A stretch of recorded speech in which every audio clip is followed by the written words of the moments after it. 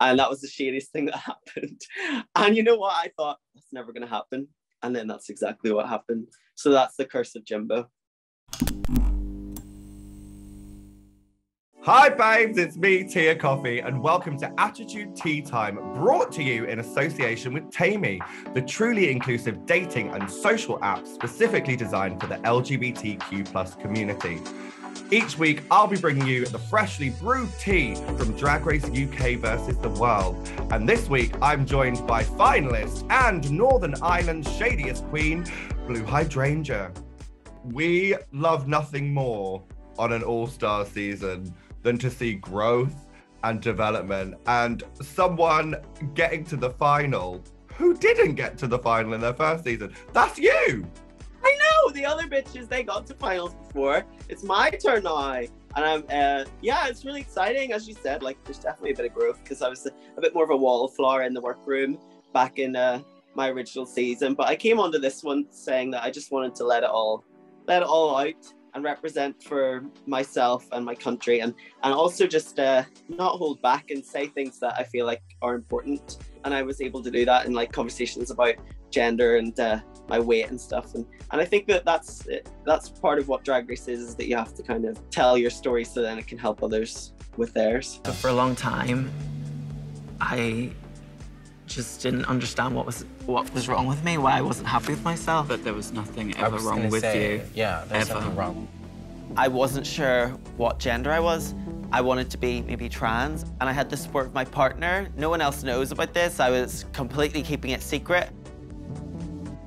A lot of things were floating about in my mind for those few years about my gender because I didn't feel like a male or a woman. A lot of people share those same kind of feelings, and I think where I'm from, we definitely were not taught in school, wherever I went there, all these different types of genders and sexualities and ways to identify. And I think you don't really have to label yourself, but it makes it easier when you kind of know what you're talking about, or there's a way to explain how you're feeling. Drag Race has definitely helped me with that. I remember watching Ginny and Bimini talk about being non-binary, and it was just really eye-opening to me. And then working a lot with Davina too, who's probably the most like, she's like a teacher basically.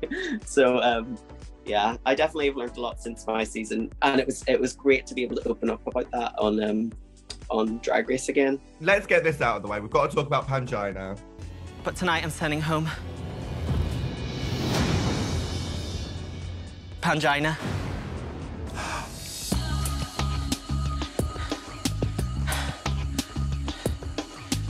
Clearly you're both still really close friends. Yeah. Following on.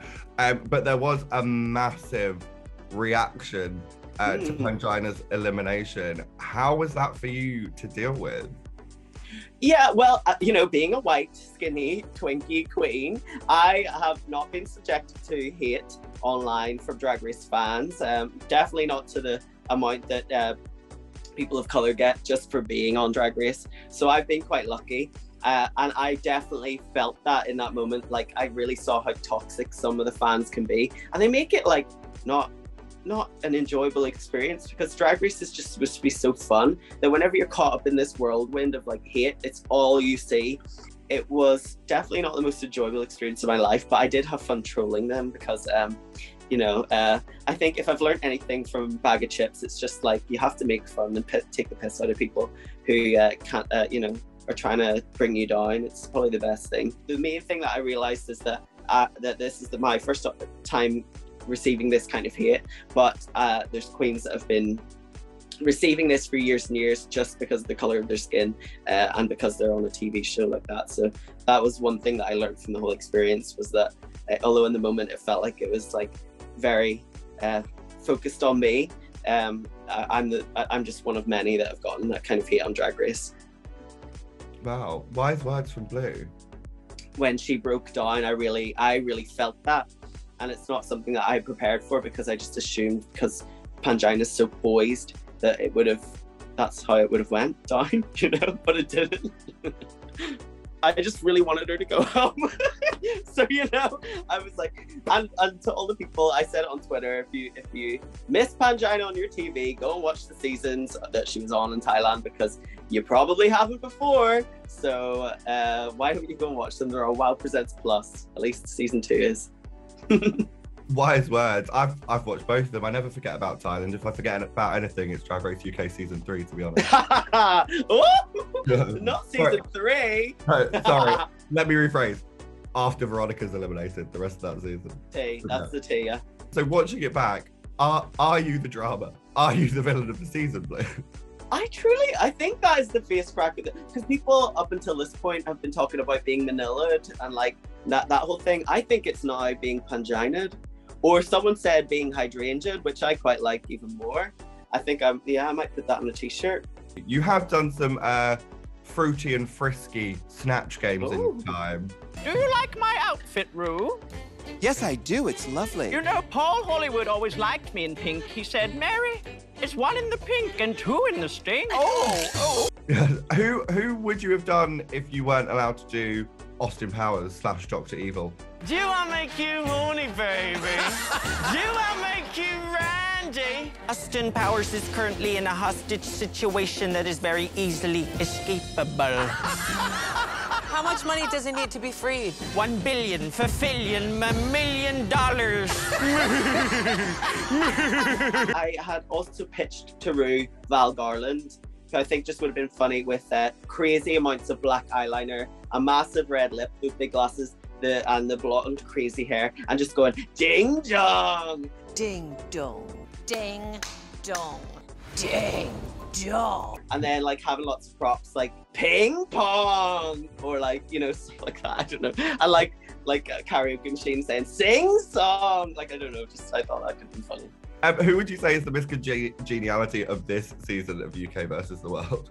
See, it's hard because everyone was like playing games and sending people home. So I think someone that didn't send anyone home and was just there for a lovely time and made everyone feel happy was absolutely Cheryl Hole, right? Because Cheryl is just a wee sweetheart, just a gem in this world of nastiness. if we could have more Cheryl Holes in the world would be a better place. She's a sweetheart, and I'm determined to get RuPaul to give her an official badge someday, just for being a lovely person. It's like the way the Queen knights people. I feel like RuPaul needs to do that, but for Cheryl Hole. Do you remember the first ever All-Star season that they did in the US? Uh-huh. If you walked into that workroom and they said you're playing as teams, would you have chosen Cheryl? I don't think I would have. Me and Cheryl have worked together on tour and stuff, and I think we work together well in terms of like being friends, but I think it's like a dancer and an artist put together. Like, it's just not, you know. I think I probably could have worked better with Jimbo maybe, or Jimbo might have teamed up with Bagus, so I might have went to then Pangina next. And if Pangina didn't want me, then I probably would have went with Mo. I think Cheryl would have been pretty far down with this, actually. Wait, cut this bit out. Cut this bit out. No, keep it in. Keep it in. Guys, you heard it here first. I'd have chosen Cheryl. I'm sorry, Cheryl. I love you. Remember the nice things I said. Yeah, Cheryl deserves a special badge because she doesn't have any, and I wouldn't have chosen her for my. Shady. I mean, you are known for the shade, Blu. Are you the shadiest queen from this season? Blu Hydrangea. Blu Hydrangea. If there's a secret assassin of shade, that's me. Or is there someone who has some secret shade under their weave? Oh gosh. You see, the thing is, right, is that I don't think I'm shady. I word vomit, and I'm too honest. I tell people exactly what's on my mind in that moment, but that's honesty, and I appreciate that. Like I said to Pangina, I'm tempted by your lipstick, and then, you know what? Temptation got the best of me. But I think one of the shadiest things that happened on set was Jimbo, who had just been sent home, was in their hotel room, and I was leaving to film the Snatch Game episode that morning, and Jimbo went out to collect their shredded wheat cereal from outside the door and saw me and went, if you win, send Pangina home. And that was the shadiest thing that happened. And you know what? I thought it's never going to happen. And then that's exactly what happened. So that's the curse of Jimbo. Wow, who knew that Jimbo was a story producer on That's amazing. Wow, that is actually pretty shady. Isn't it? That's the shadiest. And it was dead serious. And I was almost like shitting myself because it was so intense. But I think that's just part of the charm of Jimbo, is that it's like, what is going on? I mean, very that. You know? You also said that you were very honest. Yeah. And I think we all saw that in the first episode when, without like 2 breaths in, you went up to Moha and you were like, you were really rude to me when we met.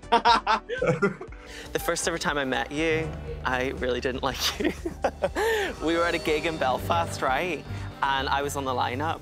I was opening up for you, and it was Brooklyn Heights and all these massive queens. Yes! I was so starstruck. But I remember you were like, will you tie my shoelaces and like hold my garments, and then shouted at me for not keeping them off the floor.